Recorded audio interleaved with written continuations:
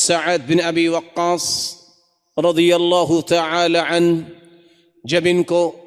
کسریٰ کے مقابلے میں سیدنا عمر رضی اللہ تعالی عنہ نے بھیجا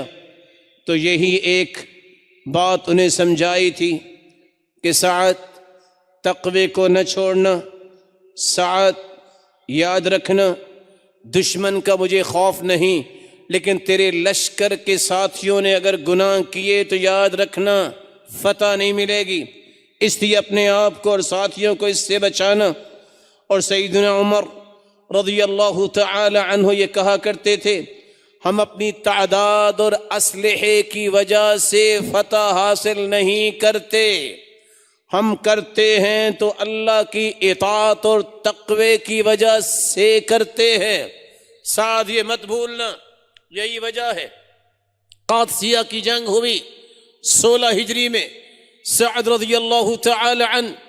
موجود ہیں، فتح نہیں ہو رہی، کسریٰ نے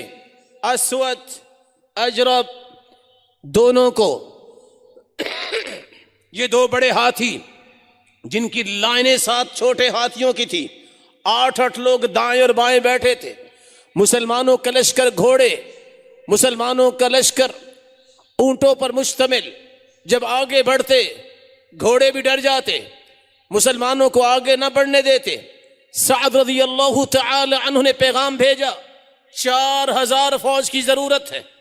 سیدنا عمر نے 4 لوگ بھیجے، عجباً ضرورت 4000 کی ہے، 4 لوگ بھیجے، قعقاع رضی اللہ تعالی عنہ، عمرو بن معدی کرب رضی اللہ تعالی عنہ، پوچھا میں نے 4000 مانگے، آپ نے 4 بھیجے، کہا 1000 کا مقابلہ کرے گا، اور ایسا ہی ہوا۔ طاقت اور جرت دیکھیے ایمان اور تقوی کی، گھوڑے پہ بیٹھے، گھوڑا دوڑایا، ان ہاتھیوں کو کیسے بھگائیں، مشورہ ہوا سارے اونٹ واپس لے جائیں، دور کھڑے کیے، لکڑیاں کاٹی، دائیں بائیں باندھی، کالی چادریں جمع کی، ان کے اوپر ان کو پہنا دیا،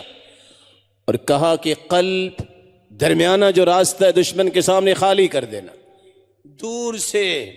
اونٹوں کو دوڑا کے لائے، جن کو دیکھ کر ہاتھی خوف زدہ ہو گئے، اور پھر صحابی نے گھوڑا دوڑایا، صفوں کو چیرتا ہوا، اپنے ہاتھ سے ایک شخص کو اٹھایا، گردن سے اچک کے اپنے ساتھ لے آئے، پوچھا یہ ہاتھی پہ وار کرنا آسان کیسے ہے؟ کہا ہاتھی کی آنکھ پہ اگر لگ جائے تو اس کو سمجھ نہیں آتی، سب سے بہترین نشانے باز تیر لے کے آئے، اس نے تیر لگایا آنکھ میں، آپ حیران ہوں گے قوت اور جرت کیا تھی جو 1000 کے مقابلے میں تھا، ایک ہی وار سے ہاتھی کی گردن پہ مارا، اسے گرا دیا، کاٹ کے رکھ دیا، اور پھر صحابہ کرام کو اللہ ذوالجلال نے فتح یاب کیا۔ اور اس سے بڑی حیرانگی یہ ہے جب یہ خوشخبری آئی کہ قادسیہ کی جنگ جیت چکے ہیں، دور سے گھوڑا دوڑ کے آ رہا ہے، سیدنا عمر رضی اللہ تعالی عنہ مدینے سے باہر انتظار کر رہے ہیں، ابھی خبر نہیں آئی، کہا رکو رکو، کہا نہیں رکنا، میں امیر المؤمنین کے پاس جا کے رکوں گا، کہا رکو تو صحیح، دوڑ لگائی، اس کی لگام کا پکڑا، مدینے تک گھوڑے کے ساتھ دوڑتے آئے، کہا اب تو بتا دو مدینہ آ گیا ہے، کہا نہیں امیر المؤمنین کو بتانا ہے۔ جب وہاں پہنچے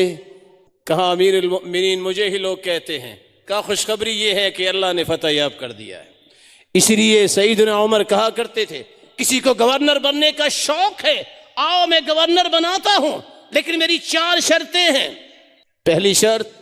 گھوڑا کھڑا ہو اور تم بیٹھو نہیں، وہ آئے گورنر بنے جس نے گھوڑے کو دوڑا کے چھلانگ لگا کے اس پہ بیٹھنا ہے، میں اس کو گورنر بناؤں۔ کبھی بھی باریک لباس نہیں پہنے گا، بلکہ موٹا اور کھردرا لباس پہنے گا، آؤ میں گورنر بناتا ہوں۔ عام گھوڑا استعمال نہیں کرے گا، اسپتازی جو موٹا اور فربا گھوڑا ہوتا ہے جو عام بندے سے سنبھالا نہیں جاتا، اور کبھی بھی اپنے کھانے کو اس قدر ایسے تیار نہیں کرے گا اس ناز و نعم میں پلنے والا میدان جنگ میں بس کھانے ہی دیکھتا رہے، بلکہ بغیر چھانے ہوئے آٹے سے وہ روٹی بنائے گا، جس کو کھائے گا۔ کسی کی خواہش ہے تو آؤ میں گورنر بناتا ہوں۔ رسول اللہ صلی اللہ علیہ وآلہ وسلم نے اپنے صحابہ کی یہی ایک بہترین تربیت کی تھی، جس تقوی اور نیکی کی وجہ سے انہیں اللہ ذوالجلال نے فتوحات دی۔